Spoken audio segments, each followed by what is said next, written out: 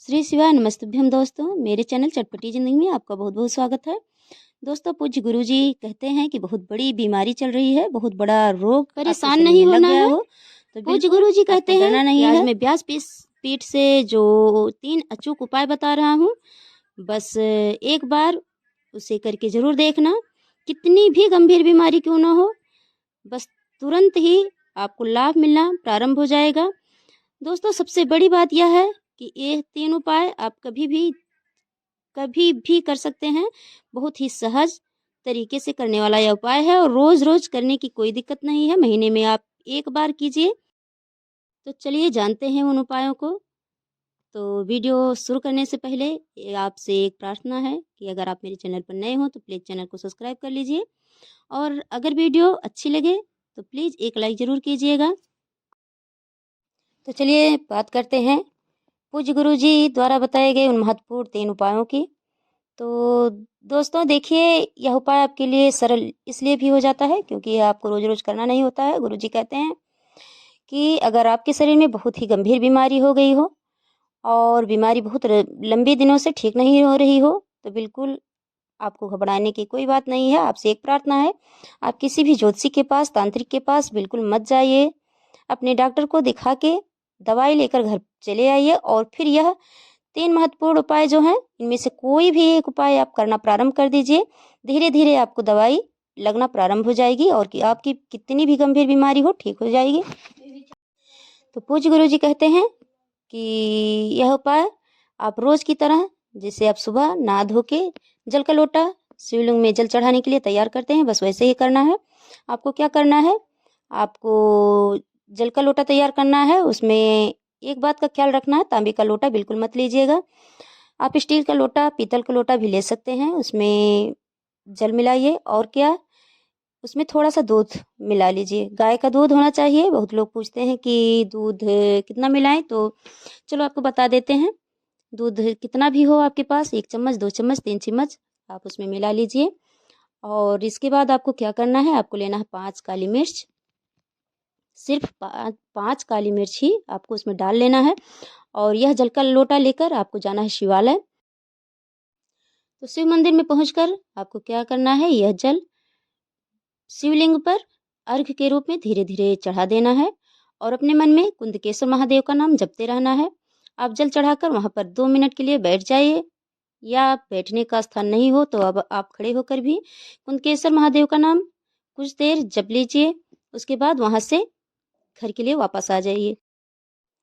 दोस्तों, पूज्य गुरु जी कहते हैं कि अगर किसी को गंभीर बीमारी हो गई हो और वह स्वयं यह उपाय ना कर सके, तो उसके जगह पर उसके परिवार में कोई, उसके माता पिता, उसके घर के कोई सदस्य यह उपाय कर सकता है।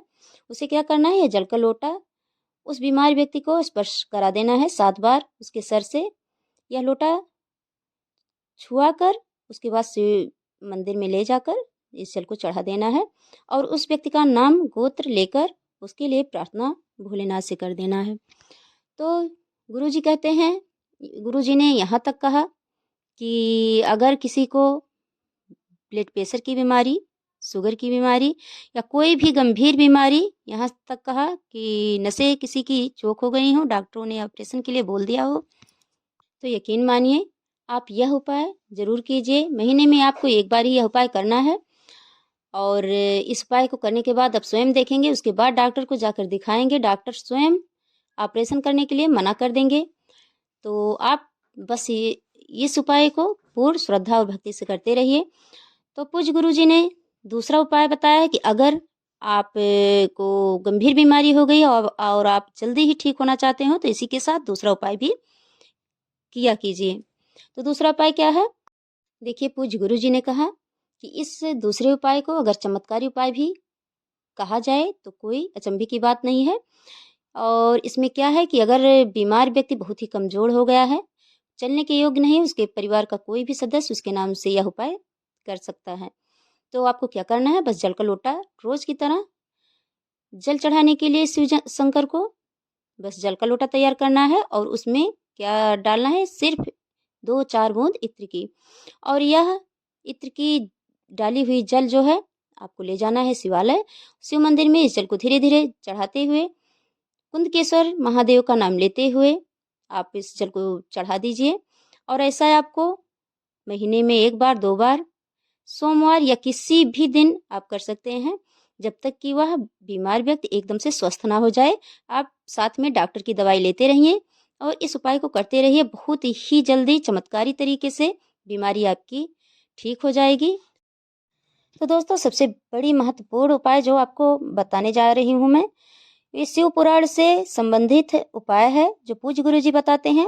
आपको क्या करना है, अगर कोई व्यक्ति बार बार बीमार हो रहा हो, उसका बीमारी जो है पीछा नहीं छोड़ रही हो, आपके घर का कोई बच्चा चिड़चिड़ेपन से परेशान हो, बीमारी से परेशान हो, तो आप क्या करें, इस उपाय को आप पंडित जी को बुला के किसी शिव मंदिर में इत्र वाले जल से शिव जी का रुद्राभिषेक करवा दीजिए। आपको चमत्कारी लाभ होगा, वह बच्चा तुरंत ठीक होने लगेगा। बहुत ही जल्दी काम करने वाला यह उपाय है। तो बात करते हैं उस उपाय की जो गुरु जी द्वारा बताया गया। बहुत ही महत्वपूर्ण उपाय है और सभी समस्याओं का एकमात्र उपाय है। हर समस्या में यह उपाय काम होता है, चाहे वो लक्ष्मी प्राप्ति के लिए हो, चाहे वो गंभीर बीमारी को दूर करने के लिए हो, चाहे वो आपके घर में कोई भी कलह और क्लेश को मिटाने की जरूरत हो, उसके बारे में हो। यह एकमात्र उपाय ऐसा है जो हर समस्याओं का अकेले ही समाधान कर सकता है।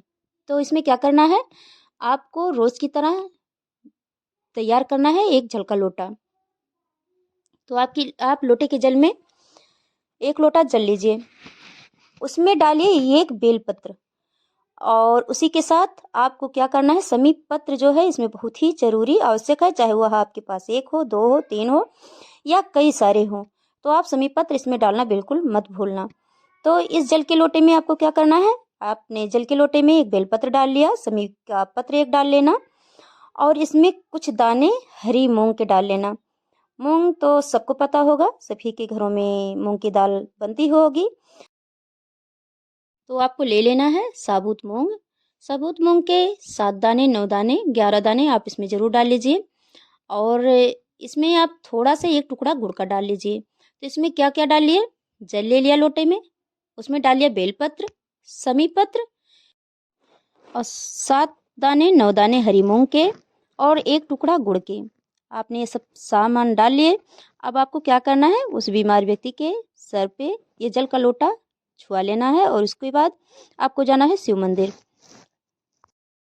शिव मंदिर पहुंचकर आपको क्या करना है, बड़े ही प्रेम से श्रद्धा भक्ति के साथ इस जल को धीरे धीरे शिवलिंग पर समर्पित करना है, भोलेनाथ का नाम लेते हुए, श्री शिवाय नमस्तुभ्यम का जाप करते हुए। और इस जल को चढ़ाने के बाद वहाँ पर आप 2 मिनट भोलेनाथ के सामने खड़े होकर उनके नाम का स्मरण जाप करें, श्री शिवाय नमस्तुभ्यम का जाप करें। और इस उपाय को गुरुजी ने कहा कि यह उपाय आपको कब करना है, बहुत ही अचूक उपाय है यह। तो यह आपको करना है प्रदोष समय में, प्रदोष काल में। तो प्रदोष काल कब होता है, शाम के टाइम, जब वह सूर्यदेव बैठने लगते हैं और बीच में ना तो रात रहती है ना तो दिन रहता है, उसको प्रदोष बेला बोलते हैं। तो उस समय आपको यह जल चढ़ाना है और भोलेनाथ से प्रार्थना करनी है। यह बहुत ही अचूक उपाय है। अगर इस उपाय को आप प्रदोष के व्रत वाले दिन करेंगे तो बहुत ही ज़्यादा लाभ मिलेगा। और वैसे भी आप हर रोज़ कर सकते हैं, प्रदोष काल हर दिन आता है शाम के टाइम। इस उपाय को आप ज़रूर करके देखना, बहुत ही अचूक उपाय गुरुजी ने जो बताया है, यह तीनों उपाय बहुत ही अचूक हैं और आप इनमें से कोई एक भी कर सकते हैं और सभी भी कर सकते हैं साथ में। गुरुजी कहते हैं कि अपने जीवन में भोलेनाथ पे जो श्रद्धा और संपूर्ण रूप से विश्वास करता है, उसकी जीवन में पहली बार तो समस्या कोई आती नहीं, अगर आती भी है तो चुटकियों में ऐसे ही ख़त्म हो जाती है। तो इसके साथ आप एक उपाय और कर सकते हैं। आपको क्या करना है, रोज़ सुबह उठकर सूर्य देव को 1 लोटा जल जरूर चढ़ाइए।